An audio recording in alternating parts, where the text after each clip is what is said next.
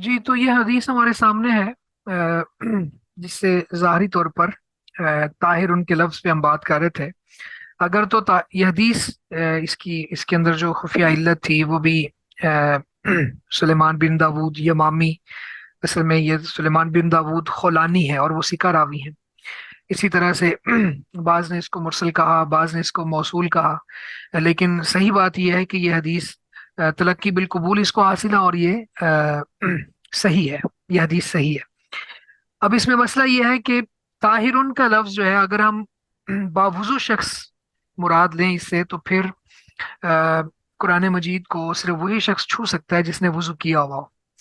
تو وضو کے بغیر قرآن مجید کو پھر وہ نہیں چھو سکتا، یعنی آ، اس کے لیے پھر وضو واجب ہو جائے گا، اور قرآن مجید کو چھونے کے لیے وضو شرط ہو جائے گی۔ خیر اس میں بھی وہ جو الفاظ کی جگہ ہے، ان الفاظ کی جگہ پہ ہاتھ رکھنا، ان الفاظ کو چھونا، یہ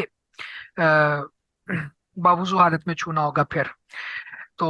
خیر لیکن صحیح بات یہ ہے کہ طاہر ان سے مراد یہاں پہ حدث اکبر سے طہارت مراد ہے۔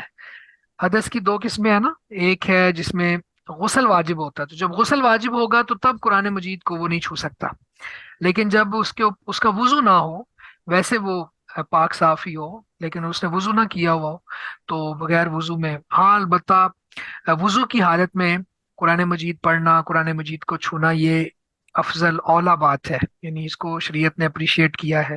اس حدیث میں بھی اگر دیکھیں تو اختلاف کے اندر احتیاط کا پہلو یہی ہے کہ وضو کر لیا جائے، لیکن اگر ہم شرط لگا دیں گے تو یہ ایک بہت سخت شرط ہے کہ باوضو شخص ہی قرآن پر، تو نماز کے لیے وضو شرط ہے، قرآن کی تلاوت کے لیے یا قرآن کو پکڑنے کے لیے وضو شرط نہیں ہے۔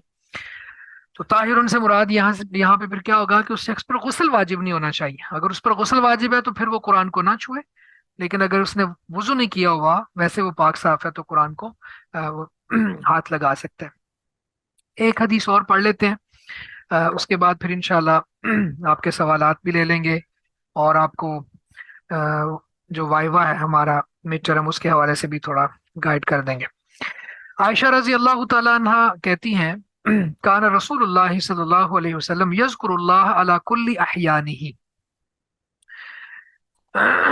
نبی صلی اللہ علیہ وسلم ہر وقت، یعنی اپنے جملہ اوقات میں اللہ کا ذکر کرتے تھے، آ، یعنی ہر وقت، علی کل احیانہ۔ تو اس پہ بھی ہم انشاءاللہ بات کر لیتے ہیں۔ سب سے پہلی بات جو اس حدیث سے ثابت ہوتی ہے وہ تو یہ ہے کہ اللہ کا ذکر کرنا، اور پھر کثرت سے کرنا مراد ہے یہاں پہ، یعنی ہر وقت کرنے سے مراد یہ ہے کہ جب گھر میں ہوتے تو بھی اللہ کا ذکر کرتے، مسجد میں ہوتے تو بھی اللہ کا ذکر کرتے، بازار میں جاتے تو بھی اللہ کا ذکر کرتے۔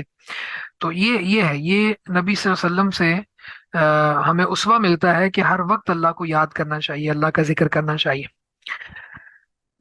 تو اگر باپ کے ساتھ مطابقت دیکھیں تو یعنی اللہ کے ذکر کے لیے وضو شرط نہیں ہے، تو ہر بندہ ہر وقت وضو کی حالت میں نہیں ہوتا، تو آ، صرف مخصوص جو اوقات ہیں ان اوقات میں، یعنی واش روم کرتے ہوئے، یا پھر جیسے یہاں پہ نیچے لکھا ہوا ہے کہ ایک مخصوص حالت میں جب انسان ہوتا ہے، تو اس کے علاوہ پھر ہر وقت قرآن پڑھنا، اللہ کو یاد کرنا، یہ نبی صلی اللہ علیہ وسلم کا خاصہ تھا۔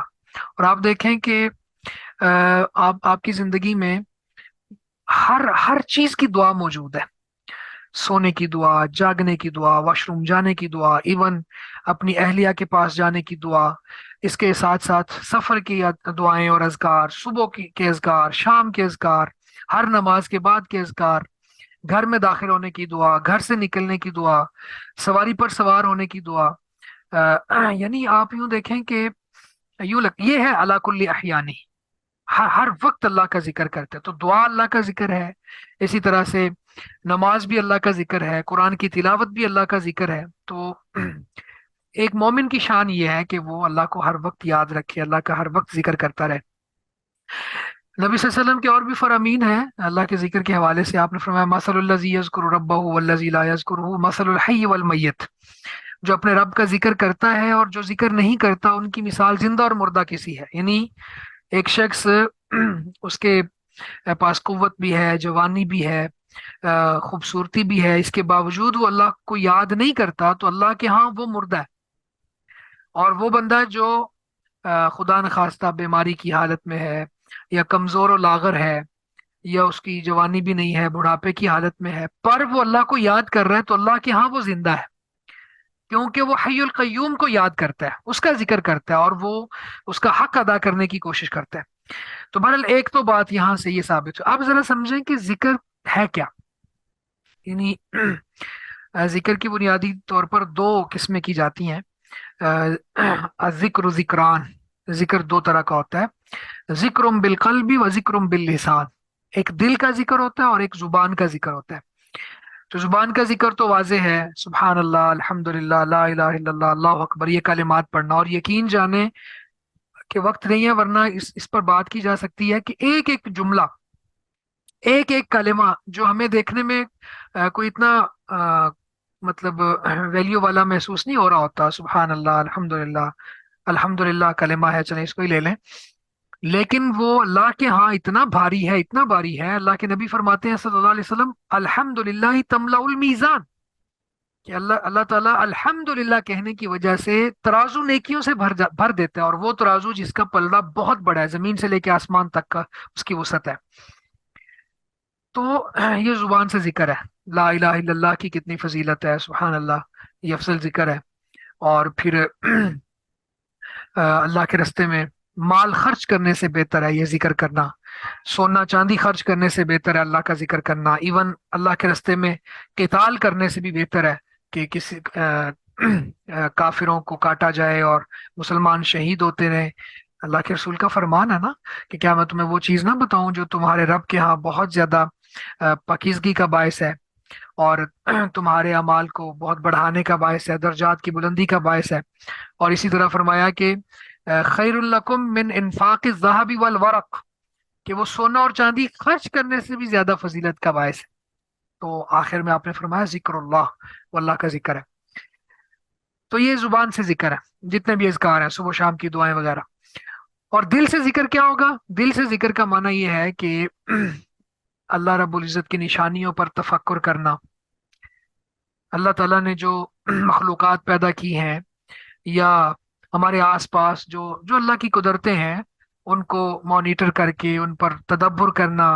جیسے وہ اللہ تعالیٰ نے قرآن مجید میں فرمایا نا کہ ان فی خلق السماوات والارض واختلاف اللیل والنہار لآیات لأولی الالباب، کہ آسمانوں کے پیدا ہونے میں، زمین کی تخلیق میں عقلوں والوں کے لیے نشانیاں ہیں. الذین یذکرون اللہ قیاما وقعودا وعلی جنوبہم، کہ وہ جو اللہ کا ذکر کرتے ہیں، اللہ کو یاد کرتے ہیں، کھڑے ہوئے، بیٹھے ہوئے، اپنے پہلوؤں پر لیٹے ہوئے بھی. وَيَتَفَكَّرُونَ فِي خَلْقِ السَّمَاوَاتِ وَالْأَرْضِ، اور وہ تفکر کرتے ہیں آسمانوں اور زمین کی تخلیق میں. تو یہ جو دل کا ذکر ہے یہ تفکر ہے اصل میں. آ، لوگ، آپ کے سامنے کوئی حادثہ ہوتا ہے، اس کو دیکھ کے آپ یہ فکر کریں کہ اللہ نے مجھے زندگی دی ہوئی ہے ابھی تک، یہ اللہ کا کتنا بڑا میرے اوپر احسان ہے. تو اپنے خالق کے بارے میں سوچنا، تفکر کرنا، یہ ذکر اللہ ہے. یعنی دوسری قسم دل دل کے ساتھ ذکر. تو زبان کا ذکر بھی ہوتا ہے، دل کا ذکر بھی ہوتا ہے. تو اللہ کے نبی صلی اللہ علیہ وسلم کے بارے میں عائشہ رضی اللہ تعالیٰ عنہ بیان کرتی ہیں کہ وہ جملہ اوقات میں، یعنی بہت زیادہ اللہ کا ذکر کرتے تھے، علی کل احیانہ، ہر ہر حالت میں. تو اس حدیث سے آخری کچھ باتیں جو فوائد اخذ ہوتے ہیں، ان میں سے ایک یہ ہے کہ عائشہ رضی اللہ تعالیٰ عنہ اللہ کے نبی صلی اللہ علیہ وسلم کی اہلیہ تھیں. تو وہ آپ کے بارے میں بہت زیادہ معرفت رکھتی تھی، خبر رکھتی تھی. صحابہ پوچھ لیا کرتے تھے، عائشہ رضی اللہ تعالیٰ عنہ بھی پوچھ لیا کرتی تھی کہ اللہ کے رسول یہ آپ کیا پڑھ رہے ہیں، یہاں پہ خاموش کیوں ہیں، یہ ساری باتیں. اور اسی طرح ہر وقت اللہ کی یاد سے ہماری زبان تر رہنی چاہیے. ایک شخص نے آ کے کہا نا کہ اللہ کے رسول، اسلام کی چیزیں میرے اوپر تھوڑی یعنی مختلط ہو گئی ہیں، مطلب کیا کیا کروں، کیا نہ کروں، کیا کیا چیزیں ہیں، تو ان میں سے مجھے کوئی ایک نصیحت ہی فرما دیں. تو آپ نے فرمایا کہ تیری زبان ہمیشہ اللہ کے ذکر سے تر رہے. تو اللہ اللہ کا ذکر یہ بہت بڑی چیز ہے، والا ذکر اللہ اکبر، اللہ کا ذکر بہت بڑی چیز ہے، ٹھیک ہے؟ تو اسی طرح اس حدیث سے پھر یہ ثابت ہوا کہ زبان سے ذکر کرتے ہوئے یا دل سے ذکر کرتے ہوئے وضو کرنا شرط نہیں ہے۔ تو اسی طرح بے وضو زبانی تلاوت بھی کی جا سکتی ہے۔ وہ فقہا جو کہتے ہیں کہ قرآن کو ہاتھ لگانا کے لیے وضو شرط ہے، وہ بھی وضو کے بغیر زبانی تلاوت کرنے کی اجازت دیتے ہیں، ٹھیک ہے؟ تو یہاں تک ہم انشاءاللہ رکھیں گے۔